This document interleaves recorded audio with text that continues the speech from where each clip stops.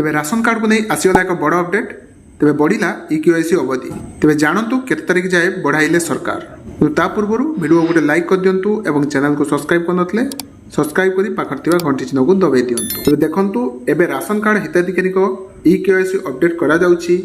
तेबे जोगणा मंत्री कृष्णचंद्र महापात्र जे इक्यूआईसी को नहीं शनिवार एक बड़ घोषणा करछंती। तेबे एई अवधि आ फेब्रुआरी 15 परे बढ़िबनी बोली मंत्री पूर्व कही बेले आज अवधि को पुणी 31 मार्च पर्यंत बढ़ाई देइछंती।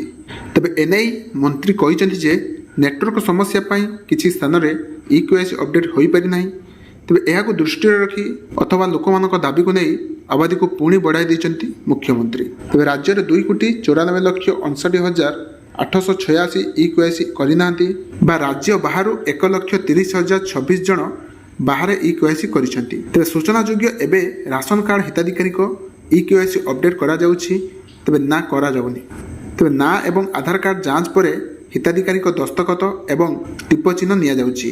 तेबे किछि स्थान रे आई स्कान मध्य करा जाउछि। तेबे परिवार रो जे सदस्यक नाम रे राशन सामग्री मिलुछि तेबे सेमानकर जांच करा जाउछि। तेबे परे इक्यूआईसी माध्यम रे डीलर अपडेट करूछिंती।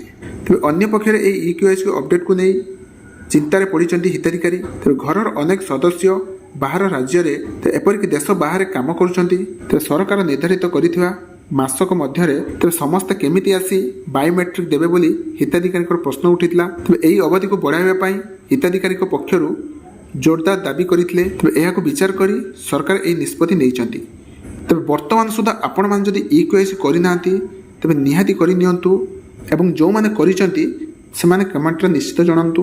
एवं हाँ वीडियोटी जदि भल लगी तेरे लाइक निश्चित कर दिंतु और चैनल को सब्सक्राइब करनथले सब्सक्राइब कर देवे।